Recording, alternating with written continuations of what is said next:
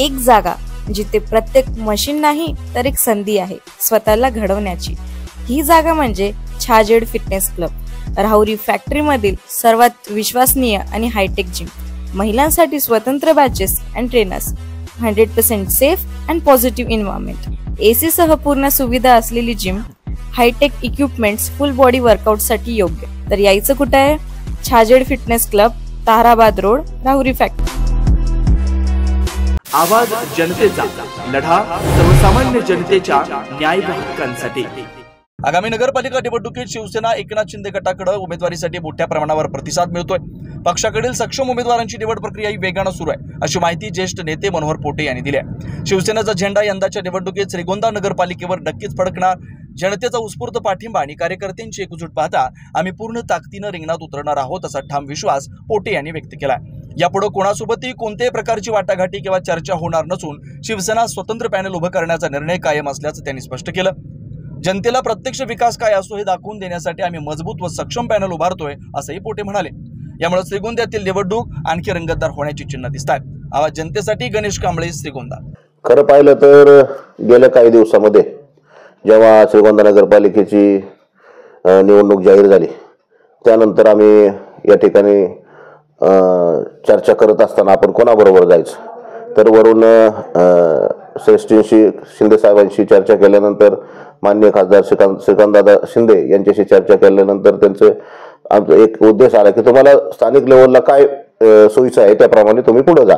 त्यानंतर आम्ही म्हटलं आमचं राष्ट्रवादी काँग्रेसचं एकत्र पॅनल केला तर 100% आपल्याला रिझल्ट चांगला येईल असं आमची अपेक्षा होती. मग त्यानंतर त्यांच्याशी बोलल्यानंतर मी राष्ट्रवादी काँग्रेसच्या नेत्यांना या ठिकाणी म्हटलं की आपण एकत्रित पॅनल करू. पण एकत्रित पॅनल करताना ते म्हटले की तुम्हाला घड्याळाचं चिन्ह नगराध्यक्ष पदाला घ्यावं लागेल. मी ते पण ऍक्सेप्ट केलं की आपण शुभांगी पोटेंना घड्याळ चिन्ह देऊ. परंतु त्यांना मी एक विनंती केली की बाबा मी आज धनुष्यमान हाती घेतलंय, मी आम्हाला किती जागा देणार तुम्ही या गोष्टी क्लिअर करा, म्हणजे आपल्याला पुढं 2 पावलं मागं पुढं करण्याची माझी तयारी होती.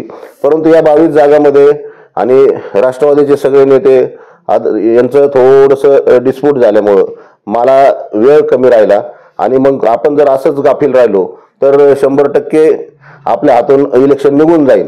ह्या उद्देशाने मग मी या ठिकाणी मुलाखतीचा निर्णय घेतला की शिवसेना पक्षाच्या वतीने मुलाखती घ्यायच्या. मग मुलाखती घेत असताना मी जेव्हा मुलाखतीसाठी इथं जाहीर केले की रत्नकमलमध्ये मुलाखती ठेवल्या त्यावेळेस निश्चितपणे त्या ठिकाणी बरेचसे उमेदवार म्हणजे 22 जागांच्या अगेन्स्ट जवळजवळ 70 उमेदवार त्या ठिकाणी आले. मग माझ्या लक्षात आलं की निश्चितपणे आपल्याला चांगले उमेदवार भेटतात, आपण शिवसेनेचं सेपरेट पॅनल करू शकतो. मग त्या उद्देशाने मी चालायला सुरुवात केली आणि निश्चितपणे आज फॉर्म भरण्याचा शेवटचा दिवस. माझ्याकडे आज 22 सक्षम उमेदवार आहेत आणि नगराध्यक्ष पदाचे सुद्धा उमेदवार 100% आमच्या सक्सेसरात येत्या ह्या इलेक्शनमध्ये निश्चितपणे शिवसेनेचा झेंडा या श्रीगोंदा नगरपालिकेवर लागेल आणि शिवसेनेचं बहुमत होईल, हा मला आत्मविश्वास आहे. दादा, मध्यंतरीच्या घडामोडी तुमच्या घडल्या त्यात राष्ट्रवादी असेल किंवा जे ज्येष्ठ नेते असतील तालुक्यातले त्यांच्यासोबत, त्यानंतर तुम्ही सेपरेट पॅनल केला. मात्र आता पुन्हा जर माघारीपर्यंत काय ऑफर आली तर कसं? नाही, आता परतीची दोर. मी या ठिकाणी मुलाखती घेतल्या आणि मुलाखती घेतल्यानंतर माझ्याकडचे उमेदवार मला मुलाखती देणारे ते उमेदवार नौके ऍक्टिव्ह, काही जुने आणि उमेदवार चांगले आहेत हे जेव्हा माझ्या लक्षात आलं, ठीक आहे, पण या ठिकाणी आपल्याकडे चांगले उमेदवार असताना आपण पॅनल पण झालेलं आहे आणि आज तडजोड करायची मला गरज नाही ना, वाटाघाटी करण्याची. माझे 22 उमेदवार तयार आहेत ना. माझ्याकडे जर सक्षम पॅनल नसता, माझ्याकडे जर उमेदवार चांगले नसते तर मी विचार केला असता. पण आज माझ्या दृष्टिकोनातून सर्वात जास्त स्ट्रॉंग या ठिकाणी शिवसेनेचा पॅनल झालेला आहे आणि शिवसेनेच्याच नगराध्यक्ष आज उमेदवारामध्ये स्ट्रॉंग सीट आहेत. त्याच्यामुळे आज इथे परतीचे दोर किंवा चर्चे दरवाजे सगळे बंद झालेत. इथून पुढे कोणाबरोबर वाटाघाटी किंवा चर्चा होणार नाहीत. आमचा असाच पॅनल 21 तारखेनंतर प्रचारानंतर असाच पॅनल आम्ही विजयाच्या दिशेने पुढे जाणार आहोत. तालुक्यातील एका ज्येष्ठ म्हणजे मोठ्या नेत्याचा तुम्हाला आतून पाठिंबा आहे अशी चर्चा तालुक्यात आहे. नाही, आता नेत्यांचा पाठिंबा वगैरे आता तसं काय मी काय आघाडी वगैरे केलेली नाही. या ठिकाणी शिवसेनेचा अधिकृत पॅनल मी केलेला आहे, अधिकृत आमचं शिवसेनेचं धनुष्यमान दिलेलं आहे. त्यामुळे कोणाचा पाठिंबा वगैरे काही विषय राहत नाही तिथं. त्यामुळे ज्या काही चर्चा आहेत याला काही अर्थ नाही. काही नेत्यांनी असा आरोप केला किंवा विरोधकांनी असा आरोप केलाय की धनशक्तीच्या मार्फत शिवसेनेचा पॅनल होऊ शकतो, मात्र त्यांचा पॅनल हा लागणार आहे. आज तर आपला पॅनल पूर्ण झालाय. विरोधकांना काय सांगा? विरोधकांवर मला काय वाटत नाही जास्त बोलावं, परंतु माझा कोणी भ्रमात असेल की माझा पॅनल लंगडा होईल तर पाहूया. रणांगण काय दूर नाही, कोणाचा लंगडा होतोय आणि कोणाचा संपूर्ण ताकदीने लढतोय उद्याच्या कालावधीमध्ये दिसणारच आहे.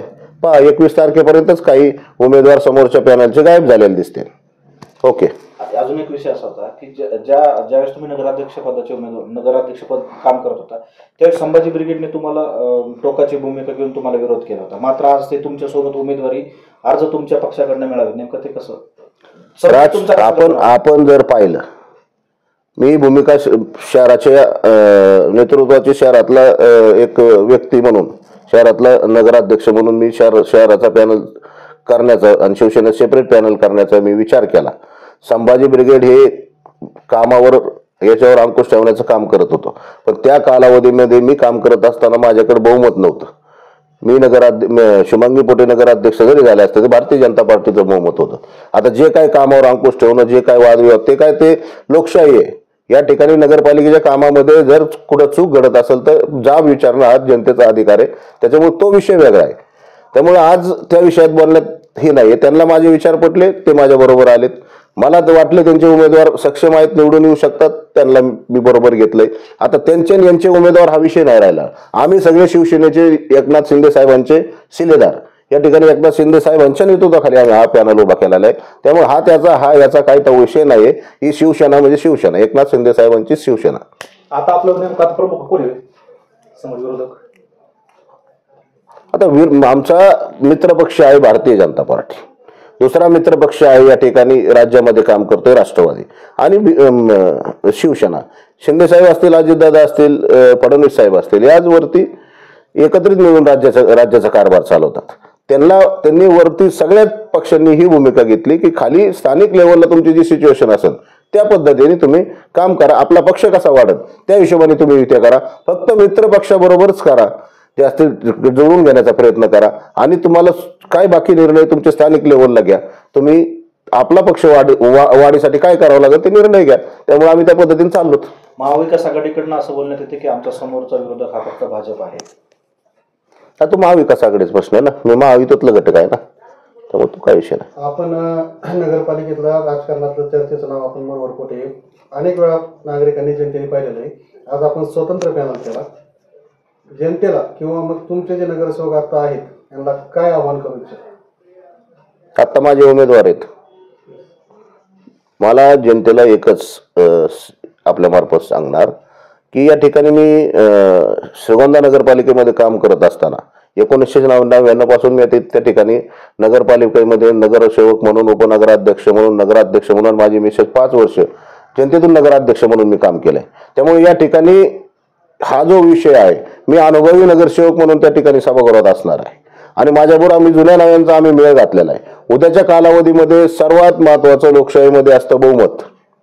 वरती सरकार, शासनाची ताकद आणि नगराध्यक्ष सत्ताधारी पक्षातला. त्यामुळे हे सगळे निर्णय मी घेतलेले आहेत. उद्याच्या कालावधीमध्ये एकनाथ शिंदे साहेबांकडे नगराध्यक्ष, नगरविकास खातं आहे. आमच्या नगरपालिकेचा कारभार सर्व नगरविकास खात्यामार्फतच चालतो आणि हे 4 वर्ष महायुतीचं सरकार या ठिकाणी हटणार नाही. उद्याच्या 4 वर्षामध्ये आज आपल्याला संधी आलेली आहे की आपण नगरविकास मधून बहुमताने निवडून आलो तर 100% शहराचा विकास कसा करायचा आणि कसा होतो हे आपल्याला जनतेला दाखवता येईल. त्यामुळे आम्ही सेपरेट पॅनल करण्याचा निर्णय घेतला. मागच्या पंचवार्षिक निवडणुकीमध्ये आपल्या बरोबर काही प्रमुख नेते होते, मात्र या निवडणुकीत तुम्हाला एकट्याला उभा राहण्याची वेळ आहे. आपली ताकद कुठं कमी पडणार आहे का किंवा कमी पडू शकते का? नाही, मला असं वाटतं की मी ज्या ट्रॅकने चाललोय किंवा ज्या रस्त्याने चाललोय, मी ज्या नेत्याचं नेतृत्व स्वीकारलंय, मला पुढं या भवितव्य आमच्या पॅनलला आणि शहराच्या विकासाला भवितव्य उज्ज्वल दिसतंय. या ठिकाणी मागचे काय घडामोडी घातल्या आपण सर्वांनी पाहिल्या. माझ्याच बरोबर आलेले नगरसेवक काही शिंदे गटात गेले, तिकडून अविश्वास आणण्याचा प्रयत्न केला, काय काय राजकारणात घडामोडी झाल्या. त्यामुळे मी हा विचार केला की आता आपल्याला स्वतंत्र, आपण कोणाच्या शिकत नेतृत्वाखाली आपण अंडर राहिलो की आपल्याला हा याचा कार्यकर्ता, तो त्याचा कार्यकर्ता, याच्यातच वाद मिटवता विकास कामं बाजूला राहतात. त्यामुळे हा निर्णय मी एकनाथ शिंदे साहेबांच्या नेतृत्व स्वीकारायचा घेतलेला आहे आणि त्या रस्त्याने जायचा निर्णय घेतलाय. निश्चितच आमचे सर्व जो काही आमचं विकासाचं व्हिजन असेल ते येणाऱ्या कालावधीमध्ये जनतेसमोर चांगल्या पद्धतीने मांडलं जाईल आणि जनतेला उद्याच्या इलेक्शन पर्यंत आम्ही जनतेला निश्चितपणे सत्ताधारी पक्षाचा नगराध्यक्ष आणि नगरपालिकेमध्ये बहुमत असल्यावर नगर शहराचा कसा विकास होतो हे 100% उद्याच्या कालावधीमध्ये आमचे नगराध्यक्ष नगरसेवक सर्व दाखवून देतील. नवनवीन घडामोडी आणि सत्य बातमी पाहण्यासाठी आजच आमच्या YouTube चॅनलला सबस्क्राईब करा, शेअर करा आणि लाईक नक्की करा.